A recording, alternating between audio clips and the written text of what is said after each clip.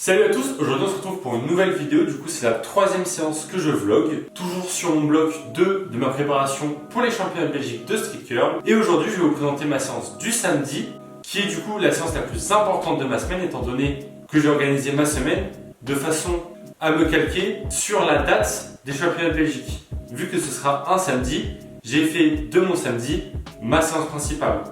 Du coup aujourd'hui au programme, une séance focus sur le mouvement de compétition avec le format de compétition.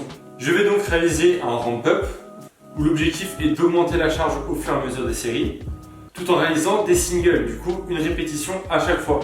En tout j'en ai 6 à réaliser, du coup de 60 à 70 kg en augmentant progressivement. Dans la suite du programme j'ai du coup des speed reps, toujours le même format, ainsi que du tirage menton. Sans plus tarder, du coup je vais commencer à m'échauffer et je vous retrouve après.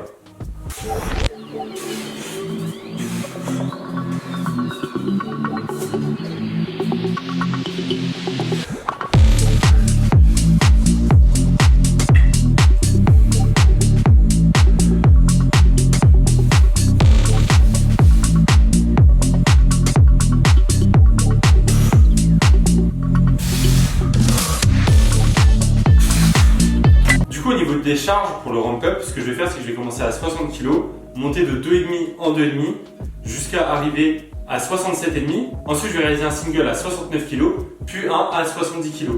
A savoir que vu que je fais un single à peu près tous les jours et qu'on est du coup le 6e jour de la semaine, j'ai quand même accumulé beaucoup de fatigue, donc ça risque d'être vraiment dur pour les 70 kg. Sans plus tarder, je passe du coup à la première série à 60 kg.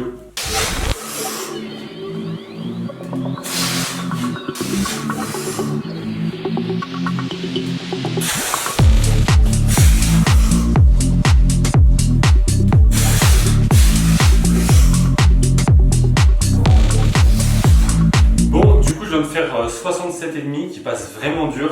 En soi je m'y attendais étant donné le gros volume et la grosse intensité que j'ai eu sur ma semaine. Mais je pense que ça va le faire quand même, du coup il me reste 2 singles. Pour l'instant le plan reste le plan, donc je vais les faire et je vais voir. Je voulais vous parler rapidement du coup des singles. En fait pour moi, il faudrait que ça ait une place très importante dans votre programmation pour le street curl. Même plus en fait que toutes les autres fourchettes de répétition. Là où par exemple dans la force athlétique on va beaucoup faire 2x2, 2x3, 2x4, même du volume des x6, des x8. En street curl je pense que c'est plus pertinent de garder quasiment que des x1 sur le mouvement de compétition. Parce que en soi, si vous voulez progresser d'un point de vue musculaire, je trouve que l'exercice s'y prête pas beaucoup. Il y aura beaucoup de facteurs limitants autres que votre force en fait. Et en soi, je trouve que c'est plus pertinent d'être ultra spécifique sur le format de compétition, faire quasiment que des x1 et pour les autres fourchettes de répétition partir plus du coup sur les mouvements accessoires ou les mouvements de renfort. Je trouve que c'est en ça aussi où c'est vraiment différent du power et où du coup ça se rapproche presque plus en fait des mouvements d'haltéro où ça va être rare de faire un x8 à l'épaule jetée par exemple. Ça paraît complètement con, peut-être faire un x1, x2, x3, mais pas un x8. Et surtout en fait faire des séries à l'échec sur des grosses fourchettes de répétition, je trouve que c'est de moins en moins pertinent et qu'il y a beaucoup mieux pour progresser. Du coup comme je disais sur ma précédente vidéo où je présentais du coup le bloc, dans ma nouvelle vision de l'entraînement, je trouve ça beaucoup plus pertinent de garder les fourchettes de répétition hautes pour les mouvements de renfort et en fait mieux répartir son énergie sur les différents exercices pour progresser au mieux. Pareil aussi sur la fréquence des singles, là où en force athlétique on va essayer de raréfier les singles parce qu'ils n'apportent que très peu en termes de force, d'hypertrophie et de technique. Je trouve que le street curl c'est assez différent. Par exemple faire des singles très légers, c'est vraiment intéressant en fait au niveau de la technique par exemple. Du coup voilà, ça explique un petit peu pourquoi j'ai des singles à toutes mes séances et par exemple là j'ai 6 singles dans ma séance. C'est toujours en accord avec du coup ma nouvelle vision du street curl. Du coup je vous laisse pour les 2 derniers curls et je vous dis à tout de suite.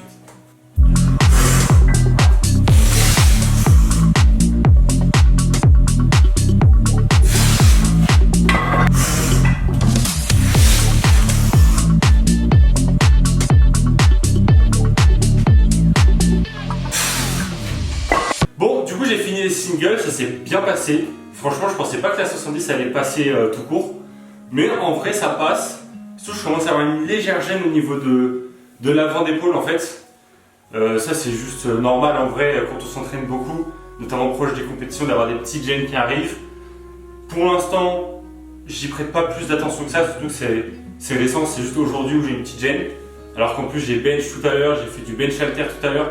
Je vous mettrai peut-être un extrait de ma dernière série de bench halter, mais j'ai fait un grind de fou sur cette main, donc en vrai c'est possible que ça vienne de là. Mais voilà du coup pour les singles, ce qu'il faut savoir c'est que, comme vous pouvez le voir, j'ai une intensité qui est extrêmement haute sur toutes mes séances quasiment, en sachant que je m'entraîne 7 jours sur 7 pour le street curl. Donc vous allez vous demander, et le surentraînement? Alors en fait ça fait partie un peu de mon objectif du picking. En gros, sur ce bloc-là, je vais faire exprès de me surentraîner volontairement pour créer des adaptations qui vont être que sur le court terme. C'est-à-dire que, en gros, plus vous allez vous entraîner dur à un moment, plus vous allez pouvoir stimuler du coup votre système nerveux qui va répondre très rapidement. Mais évidemment, c'est pas sans conséquence. Du coup, il va y avoir beaucoup de fatigue, il va y avoir un risque de blessure qui va être plus important. Mais en se surentraînant, en fait, vous allez créer des adaptations temporaires.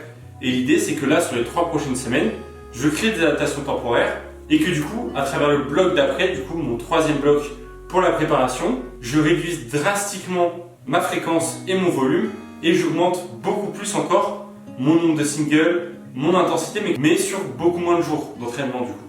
Ce qui va me faire récupérer beaucoup plus vite, donc descendre la fatigue, mais en gardant le stimulus qui a été créé. Ce qui me permettra d'être fort et pas fatigué en même temps. Et donc de pouvoir exploser mon curl. En plus, le street curl est un mouvement qui demande très peu de récupération. En vrai, en 1 ou 2 jours, vous pouvez récupérer totalement d'une grosse séance ou même d'un max. Et du coup, c'est assez rapide en fait d'enlever le surentraînement d'un point de vue fatigue. Voilà, c'est tout pour l'explication. Là, je vais passer du coup au speed rep.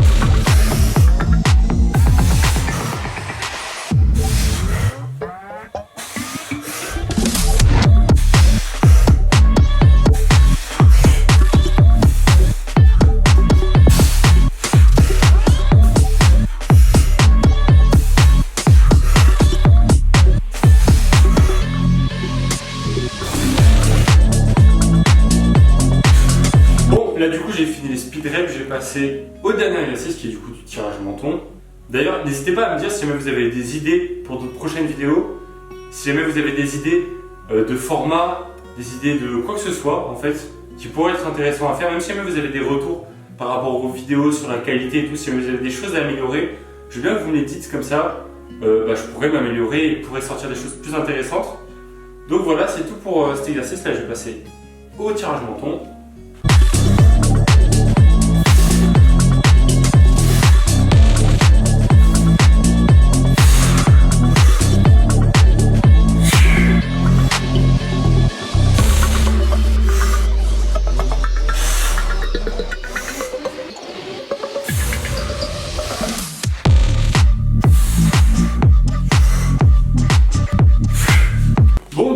Mon dernier exercice, alors j'en ai pas trop parlé, mais au niveau des formats, je suis resté sur quelque chose que j'ai déjà fait les précédents jours. Donc en fait, je garde les mêmes formats tout le long de la semaine. Donc pour le tirage menton, je pars sur 3 max reps à la même charge, du coup 41,5. À savoir que j'attends de faire du coup mes 3 max reps avec 10 répétitions pour augmenter. Je pense que je vais augmenter de 1 ou de 2 kg, en sachant que j'ai du micro-load, donc je vais pas faire des trop gros jumps. L'idée c'est de rester dans la fourchette de répétition 8 à 10. Pour les speed reps, du coup, je reste sur un 5 x 6, toujours à la même charge, à 41,5. C'est une charge que je ne compte pas augmenter au fur et à mesure des séries, au fur et à mesure des semaines et au fur et à mesure des blocs aussi. L'idée, c'est de rester sur quelque chose de très simple. Donc, je ne vois pas l'utilité de monter en charge. En plus, la difficulté de l'exercice n'est pas la charge en soi, c'est le fait de mettre de l'explosivité. C'est pour ça que je pense que ce serait intéressant de faire une vidéo dessus pour être vraiment clair sur l'intérêt de cet exercice. Voilà, c'est un peu tout pour aujourd'hui. C'est une séance qui était assez rapide, mine de rien, avec seulement un exercice qui était vraiment dur. Le reste était assez simple. Moi, je vais vous laisser sur ça et du coup, moi, je vous dis à plus dans une prochaine vidéo. Bon cœur à tous.